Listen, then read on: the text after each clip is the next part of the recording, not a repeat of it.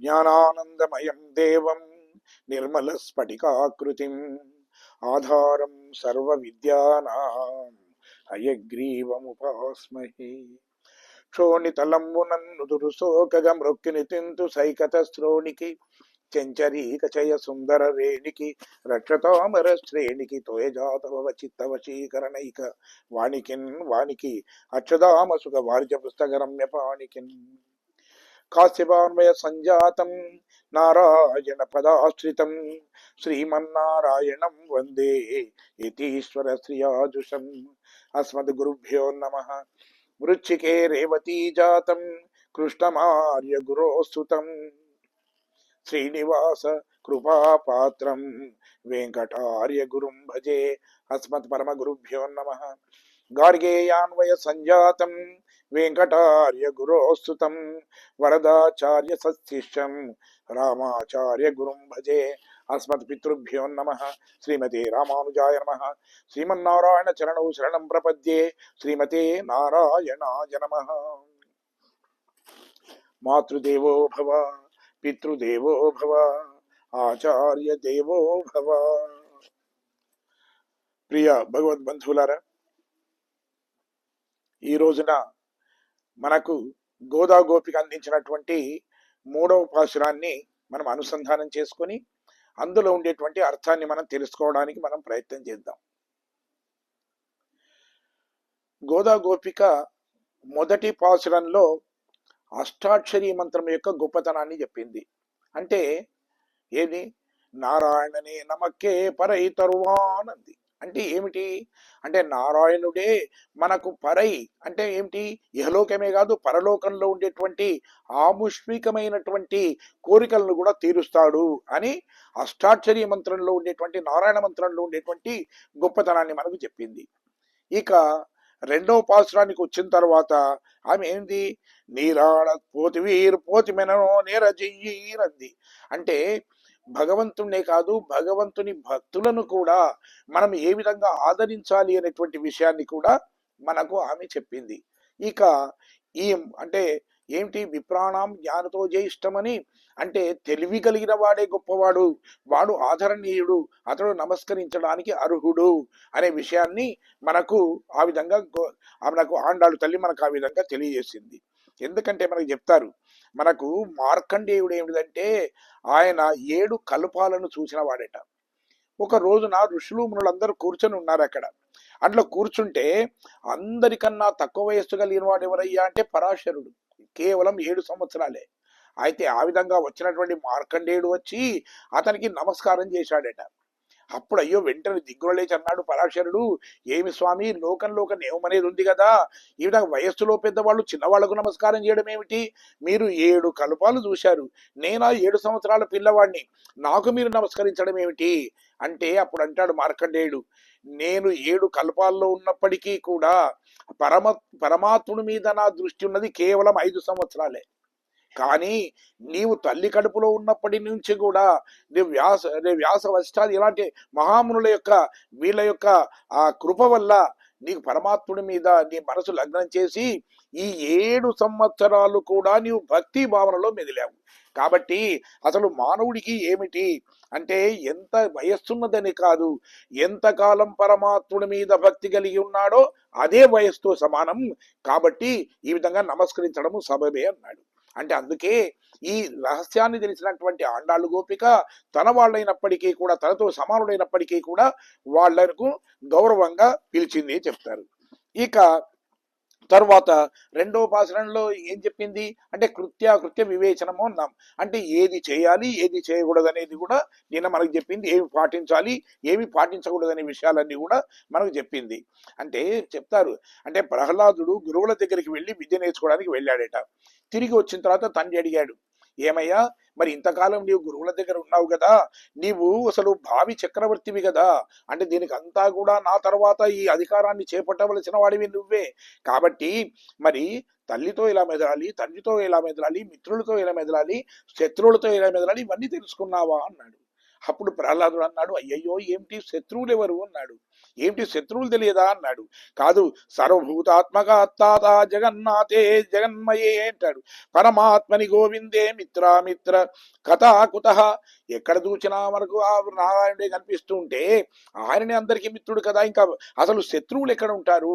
ఎవరిని చూసినా వారిలో నాకు నారాయణుడే కనిపిస్తున్నప్పుడు ఇక శత్రువు అని ఎవరు అనుకోవాలి అన్నాడట. అంటే అందుకని ఎప్పుడైతే భక్తి భావన కలిగిన వాడికి వీడు శత్రువు వీడు మిత్రుడు అనేటువంటి భావన లేకుండా అందరినీ సమదృష్టితో చూసేటువంటి ఒక ఆ అలాంటి శక్తి వస్తుంది అని చెప్పి ఆండాళ్ళతమని చెప్పింది. ఈ కలియుగం వచ్చిందని చెప్పి ఋషులు మునులందరూ కూడా బాధపడుతున్నారట. అయ్యయ్యో ఏమిటంటే ధర్మం ఇంతకుముందు 4 పాదాల మీద నడిచేది ఇప్పుడు ఒక పాదానికి వచ్చింది కదా, కాబట్టి ఏమవుతుందో అని అంటుంటే అప్పుడు అక్కడికి వచ్చిన తర్వాత వ్యాసుడు అన్నాడట, నిజానికి చెప్పాలంటే కలియుగంలో ఉన్న వాళ్ళే అదృష్టవంతులయ్యా.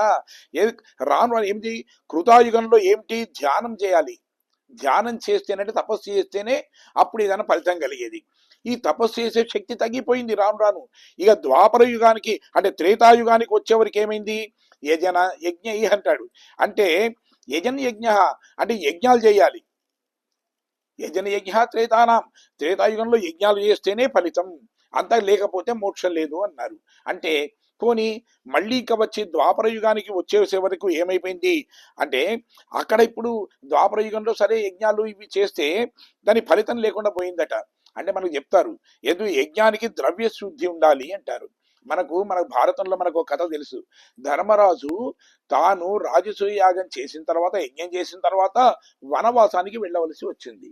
అప్పుడు అన్నాడట కృష్ణుడితోని, ఏం కృష్ణ, అసలు యజ్ఞాలు యాగాలు చేస్తే పుణ్యం రావాలి కదా, మరి సుఖాలు రావాలి కదా, నేను ఎందుకు కష్టపడ్డాను అన్నాడట. ఆయన అన్నాడు, కాదు కాదు, నీవు యజ్ఞం చేయడానికి ఉపయోగించిన ధనం అనేది శుద్ధి కలిగింది కాదు. నీ నీ తమ్ములందరూ కూడా 4 దిక్కులా వెళ్ళి అందరినీ రాజులను ఓడించి వాళ్లను తీసుకువస్తే కొందరు కప్పాన్ని వాళ్ళ ఇష్టంతో ఇచ్చారు, మరికొందరేమో దుఃఖిస్తూ ఇచ్చారు. కాబట్టి దుఃఖభాజనమైనటువంటి అలాంటి ద్రవ్యం వల్ల నీవు యజ్ఞం చేశావు కాబట్టి నీకు ఇలాంటి దుఃఖమే కలిగింది అన్నాడట. కానీ అందుకే కానీ ఇప్పుడు కలియుగంలో ఏమిటి వస్తే కలియుగంలో ఏమీ లేదు. వాళ్ళు అంటే కలియుగంలో మనకేమిటి, కేవలం ధ్యానం చేస్తే చాలు, పరమాత్ముని స్మరణం అంటాం. అంటే పరమాత్ముని వట్టిగా నామాన్ని జపిస్తే చాలు మోక్షాన్ని పొందుతామయ్యా. అందుకని అన్ని యుగాలలోకి కలియుగమే గొప్పది అని అన్నాడట. కృష్ణుని చూస్తే గోదాదేవికి వామనుడే జ్ఞాపకానికి వస్తాడట. ఎందుకంటే ఆనాడు ఏమిటి, ఆ చిన్న రూపాన్ని ధరించి బుడి అడుగులు వేస్తూ వచ్చినటువంటి ఆ వామనుడు ఎంత అందంగా ఉన్నాడో కృష్ణ పరమాత్ముడు కూడా అంతటి అందం కలిగిన వాడట. అంతేకాకుండా యశోద తల్లి చేతిని పట్టుకొని మెల్లమెల్లగా అడుగులు వేస్తుంటే ఆనాడు వామనుడు వేసిన చిన్ని అడుగుల్లాగానే కనిపించిందట ఈ గోదాదేవి కళ్ళకి.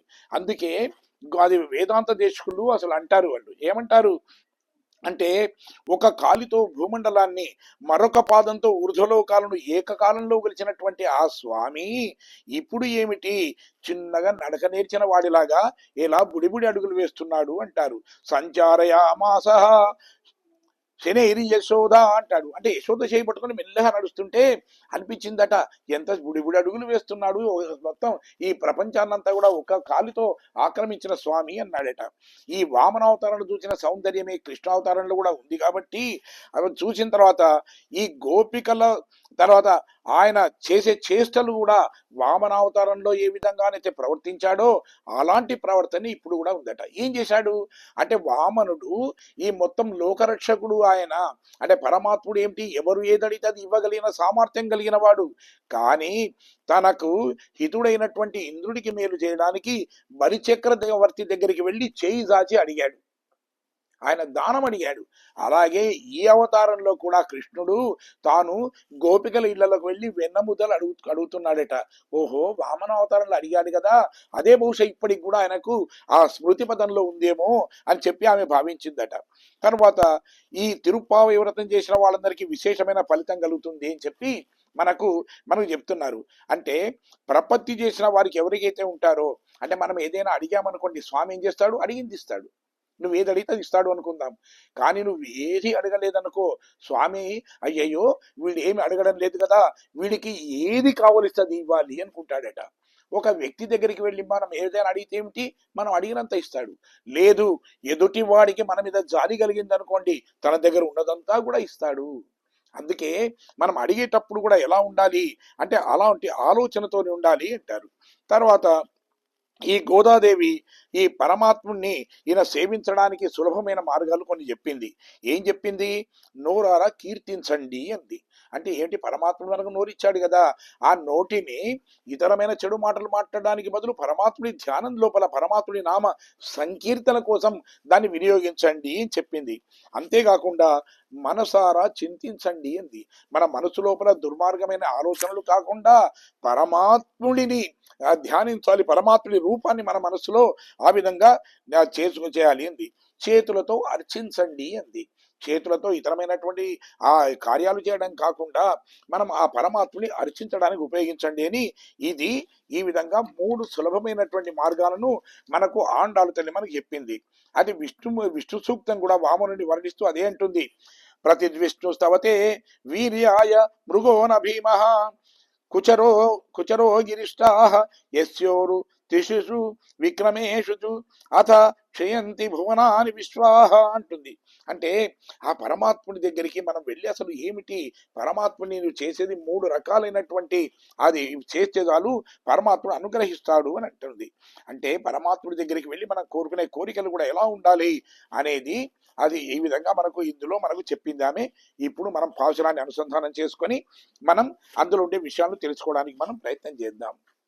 ஓங்கி உலகளந்த உத்தமன் பெயர் பாடி நாங்கள் நம்பாவை குச்சாத்தி நீராடினால் தீங்கின்றி நாடெல்லாம் திங்கள் மும்மாறி பெய்து ஓங்கு பெரும் சென்னலூடு கயலுகள பூங்குவளை போதில் பொறிவண்டு கண்படுப்ப தேங்காதே புக்கிரிந்து சீர்த்தமுலை பத்தி வாங்க குடம் நிறக்கும் வள்ளல் பெரும் பசுக்கள் நீங்காத செல்வம் நிறைந்தே లోరెంబావాయ్.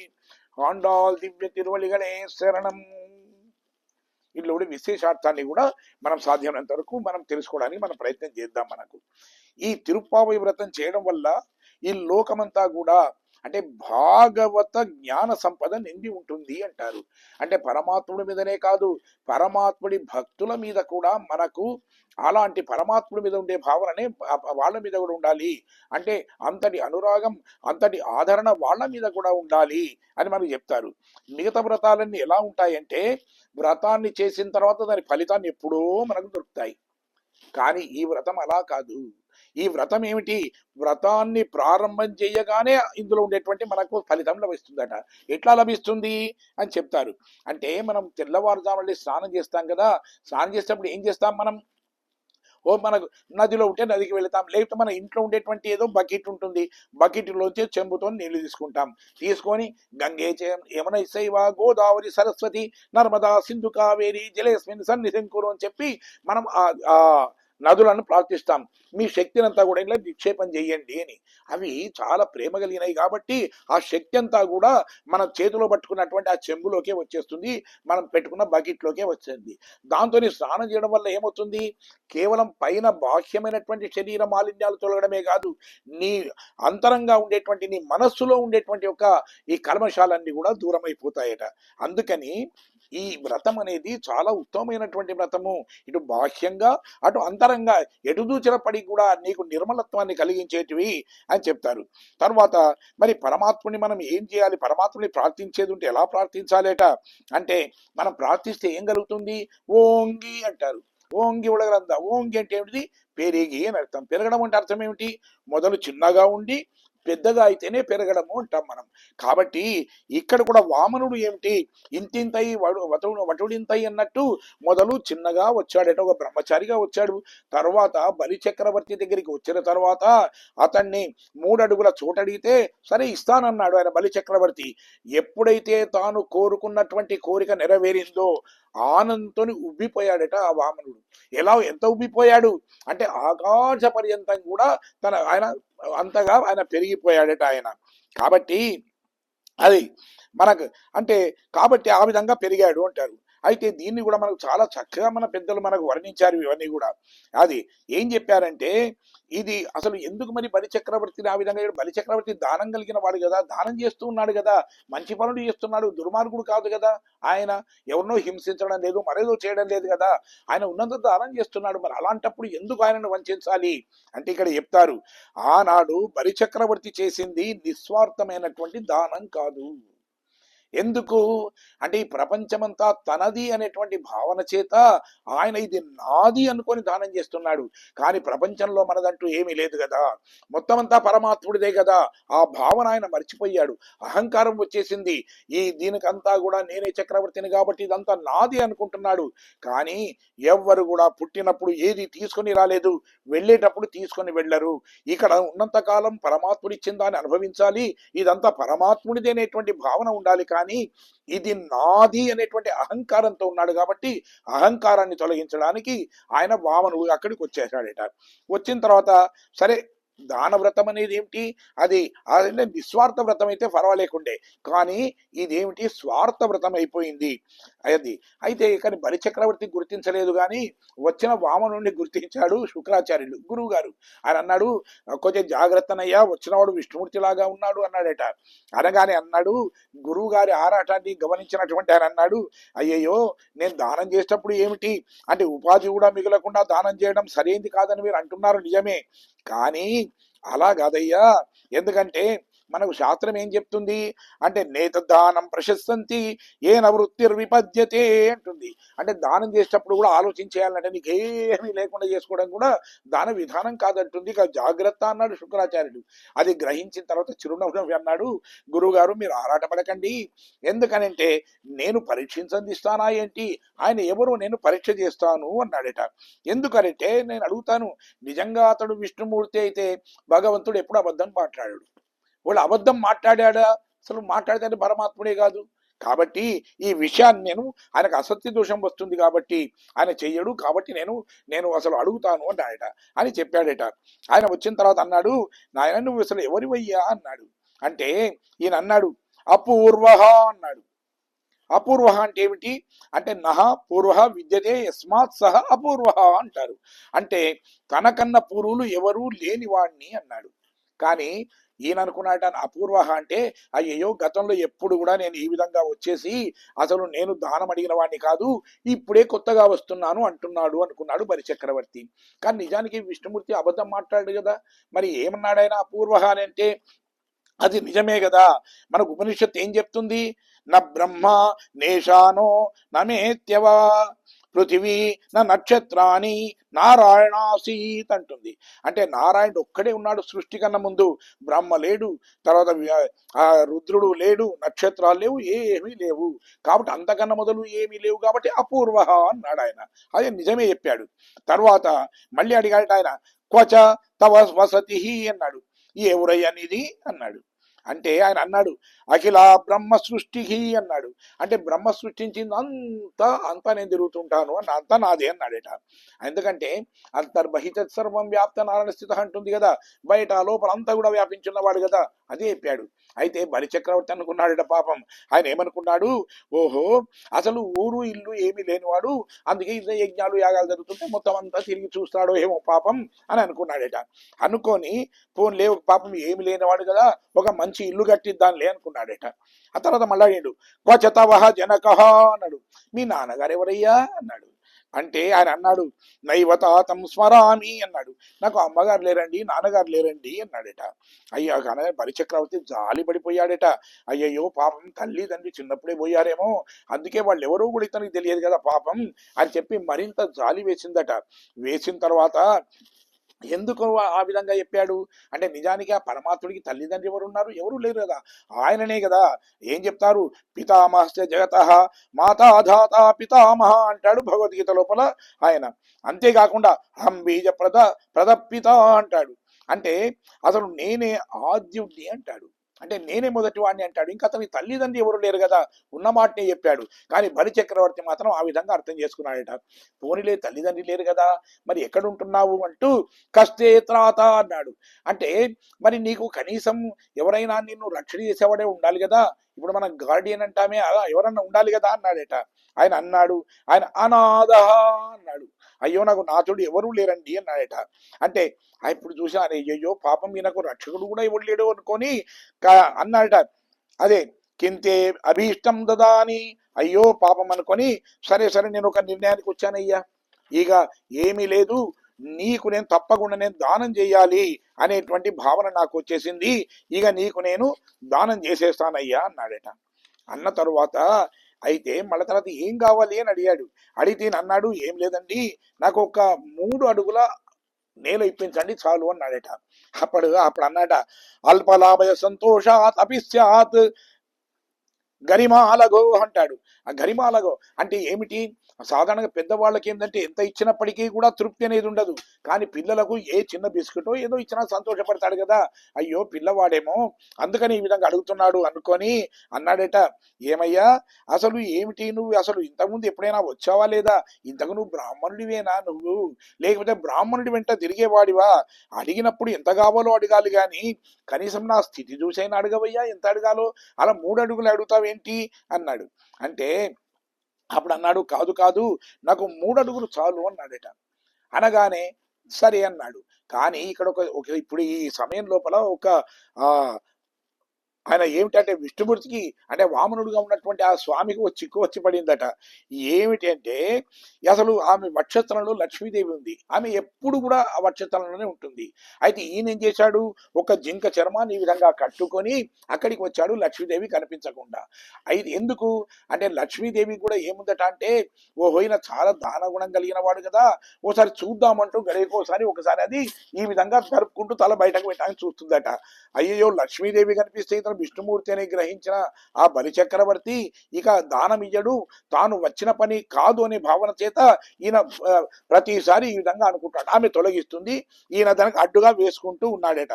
అది అయితే ఎందుకు అంటే అసలు లక్ష్మీ కటాక్షం అనేది ఏమిటి, ఆయన ఎందుకు వచ్చాడు అంటే బలి చక్రవర్తి నుంచి ఆ దానం తీసుకొని ఆ స్వర్గాన్ని ఇంద్రుడికి అప్పగించాలి. కానీ తాను విష్ణుమూర్తి అని తెలిస్తే బలి చక్రవర్తి ఏం చేస్తాడు, దానం ఇవ్వడు. ఇవ్వకపోతే తాను వచ్చిన పని నెరవేరదు. పోని మరి లక్ష్మీదేవి చూస్తే ఏమవుతుంది, బలి చక్రవర్తి చూడకపోవచ్చు కాక, కానీ లక్ష్మీదేవి చూస్తే ఏమవుతుంది అంటే ఒక్కసారి లక్ష్మీదేవి కటాక్షం అనేది కలిగిందంటే అసలు ఎవ్వరు కూడా అతన్ని మార్చలేరు, అతన్ని ఎవరు మోసగించలేరు ఆయనను. ఒకసారి ఇంద్రుడు ఇట్లే తపస్సు చేస్తుంటే ఒక 3 సార్లు చూసిందట, 3 లోకాలకు అధిపతి అయిపోయాడు. ఈ బ్రహ్మదేవుడు అనేవాడు ఎప్పుడో తపస్సు చేస్తుంటే ఒక 5 సార్లు ఇట్లా చూసిందట. చూసేవరకు ఆయన మొత్తం సృష్టికర్త బ్రహ్మదేవుడే అయిపోయాడు. అంటే లక్ష్మీ కటాక్షం అలాంటిది. కాబట్టి అలాంటి కటాక్షం ఒకవేళ ఈ బలి చక్రవర్తి మీద పడితే ఇక తాను ఏ విధంగా ఇతన్ని మోసగించాడు అంటూ ఈ విధంగా పాపం ఎంతోసేపు ఆయన ఈ విధంగా అది బాధపడవలసి వచ్చిందట. అది కాబట్టి చెప్తాడు, మొదట వామన్ రూపంలో వచ్చినటువంటి ఆ స్వామి త్రిపదమిత భూమి మమ విక్రమ త్రయపదం అన్నాడు. అంటే ఆయన నాకేం లేదయ్యా, నాకు 3 అడుగులు చాలు అన్నాడు. అంటే అందుకని అన్నాడు, ఏమిటయ్యా నువ్వు ఇది అంటున్నావు, వరం కోరుకోవడానికి కూడా కొంచెం జ్ఞానం ఉండాలయ్యా. ఎందుకంటే ఒక వరం మనం ఎప్పుడైనా కోరుకోవాలంటే ఎలా ఉండాలట అంటే దానికి కొంచెం ఆలోచన కూడా ఉండాలట. దీనికి మనకు పెద్దలు ఏమిటంటే ఒక హాస్యాన్ని మనకు చెప్తారు. అంటే ఒక 12 ఏళ్ల బాలిక బ్రహ్మదేవుని గురించి తపస్సు ప్రారంభించిందట. ఏమిటి అంటే మంచి వరుడు కావాలి అని. కానీ బ్రహ్మదేవుడు ప్రత్యక్షమయ్యే నాటికి అసలు ఆయన తొందరగా వచ్చాడని ఆయన అనుకున్నాడు, కానీ ఈమెకు 80 ఏళ్ళు వచ్చాయి వరకు. ఏం కోరుకోవాలి, తపస్సు ఎందుకు ప్రారంభించింది, పెళ్లి కావాలని. మరి ఇప్పుడు ఏం కోరుకోవాలి, వచ్చాడు, నీ భక్తికి మెచ్చాను, ఏం కావాలమ్మా అన్నాడు. వెంటనే ఆమె ఆలోచించి అన్నది, ఒకే వరం కోరుకుంటారండి అంది. సరే ఒకే వరం కదా కోరుకో అన్నాడు. అప్పుడు ఆమె అందట, ఏమి లేదండి, నేను ఒక 7 అంతస్తుల నా ఆ బంగళాలో పైన ఉండేటువంటి ఊయలలో, బంగారు ఊయల లోపల నా మునిమన్మణ్ణి ఎత్తుకొని నా భర్త పక్కన కూర్చొని ఉంటే నాకు అక్కడ మంచి ఎండు శనగలు నములుతూ తినాలని ఉందండి అన్నాడట. తదాస్తు అన్నాడు ఆ బ్రహ్మదేవుడు. అంటే ఏమిటి, ఆమె 80 ఏళ్ళ వయస్సు వచ్చింది. కానీ ఆమెకి ఏం కావాలి? పెళ్లి కావాలి. ఆమెకు పెళ్లి అయితేనే కొడుకు పుడతాడు. కొడుకు మళ్ళీ పుడితే మనమడవుతాడు. మనమడికి మళ్ళా కొడుకు పుడితే ముని మనమడవుతాడు. అంటే అంతవరకు తాను ఉండాలి. అంతేకాకుండా ఎలా ఉండాలి? ఆరోగ్యం 7 అంతస్తులు ఎక్కగలిగినటువంటి స్థితిలో ఉండాలి. ఐశ్వర్యం ఎలా ఉండాలి? బంగారు టుంగుటూరులో అటు ఇటు ఊగుతూ ఉండాలి. ప్రక్కన తని భర్త ఉండాలి. అంటే ఒకే మాట లోపల ఇవన్నీ కూడా తనకు కావాలని ఎలా కోరుకుంది అంటే తెలివైంది. కాబట్టి కోరిక కోరితే అలాంటి కోరిక కోరాలి అని. కానీ ఇదేమిటయ్యా ఈ విధంగా ఇటువంటి కోరిక కోరుకున్నావు అంటే నాకు చాలు అన్నాడట. అని అసలు చూడంటే ఒక పాదంతో మొత్తం ఏంటంటే ఒక పాదంతో ఈ భూమండలాన్నంతా కూడా ఆక్రమించాడట ఆయన. తర్వాత మరొక పాదం ఏది ఆకాశం వైపు చూయిస్తే అక్కడ ఆకాశం వైపు సాచితే ఆ బ్రహ్మలోక పర్యంతం వెళితే బ్రహ్మదేవుడు తన కమండలంలో ఉండే నీళ్లతో కడిగితేనే ఇప్పుడు మన గంగా నది ఉద్భవించింది. మరి మూడో పాదం ఎక్కడ పెట్టాలి అంటే తన శిరస్సును చూయించాడు. దానితోని పాతాళానికి అతన్ని చేశాడు. ఇది కాబట్టి ఇక్కడ ఒక్క విషయాన్ని మనం గమనిస్తుంటే అనిపిస్తుంది మనకు ఏమిటి అంటే మన కోరికలు కూడా ఎలా ఉండాలి. మనం చేసేటువంటి ఇప్పుడు మంచి పని అనుకున్నాం దానం చేయడం, కానీ దాని వెనుక కూడా ఆ స్వార్థం అనేది ఉండవద్దు అని మన. అయితే నిజానికి ఏమిటయ్యా ఇక్కడ ఇంద్రుడు తన భక్తుడే. మరి పోనీ బలిచక్రవర్తి వేరేవాడేమన్నా? బలిచక్రవర్తి కూడా ఎవరో కాదు, ప్రహ్లాదుడి మనమడే, తన భక్తుడి మనమడే. ప్రహ్లాదుడి వరం ఉన్నవాడే, నా వంశస్థులను ఎవళ్ళను కూడా మీరు సంవరించవద్దు అని.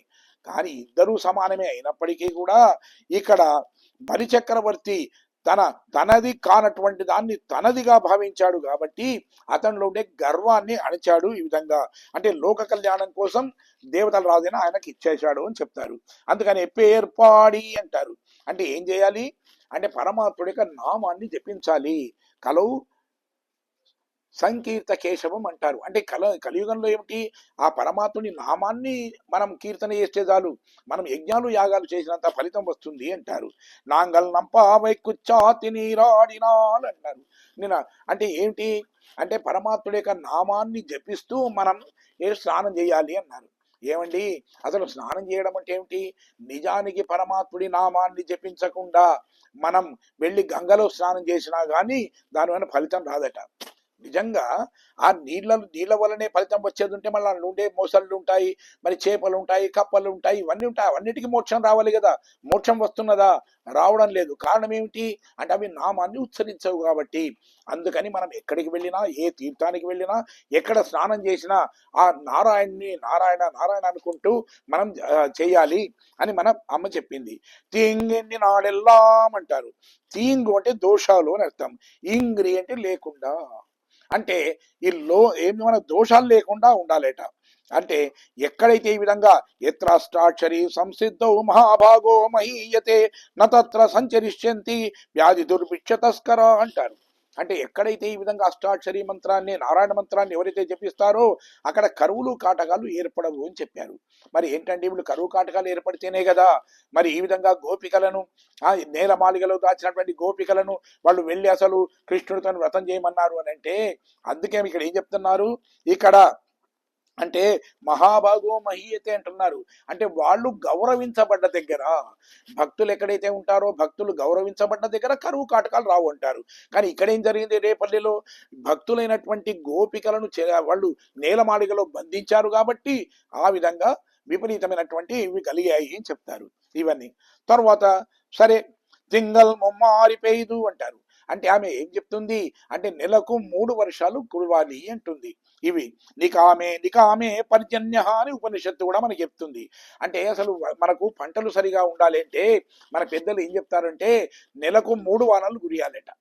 కాబట్టి ఇక్కడ ఆండాళ్ళ తల్లి కూడా ఏం చెప్తుంది అంటే ఇక్కడ అదే చెప్తుంది అన్నట్టు తింగల్ మొమ్మ ఆరిపేదు అని 3 సార్లు వర్షం కురయాలి అని కోరుకుంటుంది. దీనివల్ల ఏమవుతుంది? పాడి పంటలు చక్కగా ఉంటాయి. అందుకే నదులు, తటాకాలు ఇవన్నీ కూడా సమృద్ధిగా జల సమృద్ధి అయి ఉంటాయి అని కోరుకుంది. ఓంగు పెరుం శనలుడు ఖయలుగడా అంటాడు. అంటే అసలు ఏమిటి అంటే అక్కడ ఉండేటువంటి ఏదైతే వరి చేన్లు ఉన్నాయో ఈ వరి చేన్లు ఇవన్నీ కూడా ఎట్లా ఉండాలి అంటే ఇదంతా బాహ్య సంపత్తి అంటాం. అంటే బయట ఉండేటువంటి పాడి పంట ఇవన్నీ బాహ్య సంపత్తి అంటాం. ఇది అంటే మన బయట ఉండేటువంటి ఊరు బయట ఉండేటువంటి సంపత్తి ఇదంతా కూడా ఇవి ఎట్లా ఉండాలి అంటే చాలా గొప్పగా ఉండాలి. ఓంగు పెరుం అంటే ఎట్లా విరగాలి? శనలుడు ఖయలుగడా అంటాడు. అంటే అక్కడ ఉండేటువంటి వరి చేన్లు ఇవన్నీ కూడా అవి ఎంత పెరగాలి పైకి, అవి అంటే ఆ నీళ్లు లోపల నిలిస్తే ఒక్కొక్కటి అందులో ఉండేటువంటి ఆ పైగా పెరిగేసి అందులో ఉండేటువంటి ఆ జలచరాలు ఏవైతే ఉంటాయో అవన్నీ కూడా అందులో అటు ఇటు అటు ఇటు తిరగడానికి అనుకూలంగా ఉండే విధంగా ఆ విధంగా ఉండాలి అని అంటారు. ఆ విధంగా ఉండాలట. అందుకనే అది తర్వాత ఈ సస్యాలు ఉన్నాయే, అందుకేం చెప్తున్నా అంటే మన జీవితం కూడా ఏదో కాదయ్యా, మన జీవితం కూడా ఏంటంటే ధాన్యం గింజ లాంటిదేనట. ఒక ధాన్యం గింజను భూమి లోపల నాటితే ఏమవుతుంది, ఏ గింజ నాటితే అదే మనకు బయటకు వస్తుంది కదా. అలాగే మన హృదయము అనేది కూడా అసలు ఏమిటి అంటే ఒక క్షేత్రము అంటాం, ఒక భూమి లాంటిది. అందులో మనము ఎలాంటి ఆలోచనలను, ఎలాంటి భావాన్ని, ఎలాంటి కోరికలను మనం అందులో నాటితే అవి వృక్షాలాగా అవుతాయట. ఒక వరిగింజ నేల మీద వేస్తే అది ఏమవుతుంది, ఒక పెద్ద చెట్టుగాయి మరిన్ని వరిగింజలు మనకు లభ్యమయ్యేట్టుగా చేస్తుంది. అలాగే మనం కోరే కోరికలు కూడా అలాగే ఉండాలి అంటారు. తర్వాత ఈ క్షేత్రంలో సద్భావన అనేది ఉండాలి. హృదయం ఇది క్షేత్రమైతే ఇందులో సద్భావన అనేది ఉండాలి అని చెప్తారు. పూంగువలై పోదిల్ పొరివండు కనపడుప్ప అంటాడు. అంటే ఆ నీటి లోపల పొరివండు కనపడుప్ప చాలా అందమైన తుమ్మెదల జంట అలా అది తిరగాలట. అంటే అందులో సమృద్ధిగా నీళ్లు ఉంటే ఆ నీళ్లలోంచి ఉన్నటువంటి కమలాలు బయటకు వస్తాయట. ఆ కమలాలు వచ్చిన తర్వాత అందమైన ఆ కమలాల్లో ఉండేటువంటి మకరందాన్ని క్రోలడానికి, ఆ మకరందాన్ని త్రాగడానికి అక్కడ ఏమిటి అంటే తుమ్మెదల గుంపు జుమ్ అంటూ అక్కడికి రావాలట. వచ్చేసి వాటి మీద వాలి అవి చక్కగా దాన్ని ఆస్వాదించాలట. అంటే ఏమిటి, ఆ వరి చెళ్ళు ఎలా ఉండాలి, సమృద్ధిగా నీళ్లు ఉండాలి. ఉన్నప్పుడే అవి కూడా నాట్యం ఎలా ఉండాలి అంటే ఓంగి అంటే ఆకాశం వైపు ఆ విధంగా వామనుడు ఏ విధంగా అని దిగబాకాడో ఇవి కూడా అంత చక్కగా పై వరకు కూడా ఆ విధంగా లేవాలి. అంటే అంత ఎత్తు వరకు కూడా ఇవి ఉండాలి అని చెప్పి ఆ అమ్మ కోరుకుంటుందట. అంటే అందులో ఏమిటి ఉండాలి అంటే అందుకే మనం దీంట్లో ఉండేటువంటి మరొక అర్థం ఏమిటంటే నిజానికి కలువ పువ్వు అంటే ఏమిటయ్యా అంటే మన భక్తులలో హృదయమే కలువ పువ్వు. మరి అందులో 2 తుమ్మెదలు అంటే ఏమిటి, లక్ష్మీనారాయణుడు.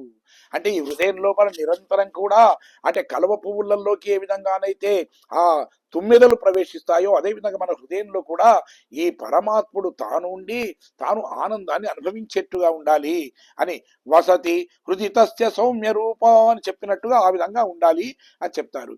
తేంగాదే పుక్కిరిందు సీర్తములై పత్తివాంగా అంటారు. అంటే ఏమిటి, గోవులన్నీ కూడా బలంగా దృఢంగా ఉన్నాయట అక్కడ ఉండేది. ఎందుకంటే అసలు నిజానికి గోపాలురే చక్కగా పాలన చేస్తుంటారు, వాళ్ళని చక్కగా కాపాడుతుంటారు. దానికి తోడు కృష్ణ పరమాత్ముడి యొక్క ఆ చేతి ఏదైతుందో ఆ చేతితో నిమిరితే పెరిగినవి కదా అవి. పరమాత్ముడి యొక్క హస్తం వాటికి తాకింది కాబట్టి ఎలాంటి అనారోగ్యాలు లేకుండా అవి హాయిగా చాలా ఎత్తుగా చాలా బలిష్టంగా చక్కగా ఉన్నాయట. అక్కడ ఉండే ఆవులు కూడా ఎలా ఉన్నాయట అంటే అసలు ఆవుల ఇవి దూడల అని మనం గ్రహించడానికి కూడా వీళ్ళేనంత పరిపుష్టంగా అవి చక్కగా ఉన్నాయట ఇవన్నీ ఇవి. కాబట్టి ఈ పాలు పితికే వాళ్ళు ఎంత బలవంతులైనప్పటికీ కూడా అక్కడికి వెళ్ళితే అసలు ఆ పాలు పితకడానికే వాళ్ళు అవస్థపడేది పాలన ఇచ్చేదట. అంటే అంత సమృద్ధిగా పాలన ఇస్తున్నాయట అవి. ఎందుకంటే అసలు పరమాత్ముడు అనేటువంటి శ్రీకృష్ణుడి యొక్క పాలనలో పెరిగినవి కదా. కాబట్టి ఆ పరమాత్ముడిలో ఉండే గుణాలు కొన్ని వాటికి కూడా వచ్చేసాయి వాటికి. ఎందుకు అంటే చూడండి, అసలు ఒకసారి వెళ్ళి ఆ పొదువును పట్టుకుంటే చాలట, కుండల నిండా ఇంత అని కాదు. అంటే పాలను పితికేవాడికి అసలు విసుగు రావాలి కానీ పాలు ఇవ్వడానికి మాత్రం అక్కడ ఉండేటువంటి గోవులు అవి వెనుకకు రావడం లేదట. అంటే పాడి అంత గొప్పగా ఉంది అంటారు అవి. అంటే అందులోంచి అది ఆ పాలు అసలు ఆ ధారలు పడితే పొంగి పొంగి పొంగి పాత్రల నుంచి బయటకు పోతున్నాయట. అంటే అన్ని పాలను ఇస్తున్నాయి అక్కడ ఉండేటువంటి గోవులు. అంటే అందుకే పరమాత్ముడిలో ఉండేటువంటి ఉదారత ఏదైతే ఉందో అది వీటికి వచ్చింది అని చెప్పి మనకు మనకు మనకు అసలు ఆండాళ్ళు తల్లి ఆ విధంగా చెప్తుంది. అంటే గోవులు అంటే ఏమిటయ్యా అంటే ఆచార్యులు. గోవులు అంటే ఏమిటి, ఆచార్యులు. తర్వాత జ్ఞానాన్ని ఎవరైనా అందుకోవడానికి ముందుకు వస్తే ఆ విధంగా అక్కడ ఉండేటువంటి రేపల్లెలో ఉండేటువంటి గోవులు ఏ విధంగా సమృద్ధిగా ఎంత కోరుకుంటే అన్ని పాలనిస్తున్నాయో అదే విధంగా ఈ ఆచార్యులు కూడా వీళ్ళేమిటి తమలో ఉండేటువంటి జ్ఞానము అంటే పాలు పాలు అంటే జ్ఞానము, అలాంటి జ్ఞానాన్ని సమృద్ధిగా కలిగి ఉండి నువ్వు ఎంత కోరుకుంటే అంత, నువ్వెంత జ్ఞానాన్ని సంపాదించుకోవాలంటే అంత జ్ఞానాన్ని నీకు ప్రసాదిస్తారట అవి. కాబట్టి ఇక్కడ కుండలు అంటే ఏమిటి? శిష్యులు. కుండలు అంటే శిష్యులు. మనం ఆ పాత్ర ఆ కుండలు తీసుకుపోయి ఆవు దగ్గర పెడితేనే కదా పాలిస్తుంది. అలాగే ఆవు ఉన్న దగ్గరికి కుండలు వెళ్ళాలి, కుండలు తీసుకొని వెళ్ళాలి, అయితేనే ఆవు ఇస్తుంది కదా. కుండ దగ్గరికి ఆవును తీసుకొని రావడం అనేది సమంజసం కాదు కదా. అందుకనే శిష్యులు ఏం చేయాలి అంటే గురువుల దగ్గరికి వెళ్ళాలి. అప్పుడప్పుడు గురువులు ఏదో సంచారం చేస్తూ కొన్ని నీతి బోధలు చేస్తూ ఉంటారు, కాదనడానికి వీల్లేదు. కానీ సమృద్ధిగా నీకు కావలసినంత జ్ఞానం రావాలి అంటే గురువుల దగ్గరికి అసలు భక్తులు వెళ్ళాలి, శిష్యులు వెళ్ళాలి. అక్కడ ఉండేటువంటి ఆవు దగ్గర నుంచి పాలనుగా పెతికినట్టు వాళ్ళ దగ్గర నుంచి కూడా మనం అలాంటి జ్ఞానాన్ని సంపాదించుకోవాలి అని మనం చెప్తున్నారు. తర్వాత ఈ ఆచార్యుడు కూడా ఏమిటంటే అసలు ఏమిటి ఆవు గోవుకి ఏముంటాయి? 4 శిరములు ఉంటాయి, అంటే పాలు ఇచ్చేటువంటి ఇవి ఉంటాయి దాని స్తన్యానికి. అయితే ఇక్కడ గురువులకు కూడా 4 రకాల విధానాలు ఉంటాయట. ఒకటి ఏమిటి అంటే ఈ లోకానికి చెప్పడం కోసమే భగవానుడు నన్ను సృష్టించాడు అనేటువంటి భావన. వీళ్ళందరూ అమాయకులు కదా, కాబట్టి వీళ్లకు నేను అసలు ఈ జ్ఞానాన్ని ఉపదేశించాలి అనేటువంటి నిండైనటువంటి మనస్సు కలిగి ఉంటాడు ఆచార్యుడు. అంతేకాకుండా అసలు మనను చూస్తే జాలేట, అయ్యయ్యో వీడు అజ్ఞానం లోపల పడి ఇంత ఇంత గొప్పనైన మానవ జన్మను ఈ విధంగా పాడు చేసుకుంటున్నాడే, ఏ విధంగా వీటిని రక్షించాలి అనేటువంటి లోపల ఉండేటువంటి ఆవేదన ఆయనకు ఉంటుందట. తర్వాత మన దుర్గతిని చూసిన తర్వాత భరించలేక ఇక తాను చెప్పకుండా ఉండలేక ఆయన చేస్తూ తనకు ఉండేటువంటి జ్ఞానాన్ని బోధిస్తాడట. తర్వాత నీకు సక్రమమైనటువంటి మార్గాన్ని ఉపదేశించి ఈ మానవ జన్మ ఎత్తినందుకు అది సార్థకత అయ్యేట్టుగా చేసేటువంటి లక్షణం ఈ ఆచార్యుల్లో ఉంటుందట. అంటే గోవులు ఏ విధంగా మనకు క్షీరాలను పాలనిచ్చి మనను ఆదుకుంటాయో మన ఆచార్యులు కూడా గోవులు లాంటి వాళ్ళు అని మనకు చెప్తున్నారు. అంటే ముఖ్యంగా ఏమిటి అంటే ఈ ఈ వ్రతాన్ని ఆచరించడం వల్ల బాహ్య సంపద, అదేవిధంగా అంతర్గతంగా ఉండేటువంటి ఆధ్యాత్మిక సంపద ఇవన్నీ కూడా పెరుగుతాయని చెప్పి మనకు ఆండాళ్ళ తల్లి మనకు ఇందులో మనకు సెలవిచ్చింది. మనం కొంతవరకు అవన్నీ విన్నాం. మరిన్ని వివరాలు మళ్ళీ తర్వాత మనం ఎప్పుడైనా ముచ్చటించుకుందాం. జయ శ్రీమన్నారాయణ. మంగళం కౌశలేంద్రాయ మహనీయ గుణ ఆత్మనే చక్రవర్తి తనూజాయ సార్వభౌమాయ మంగళం.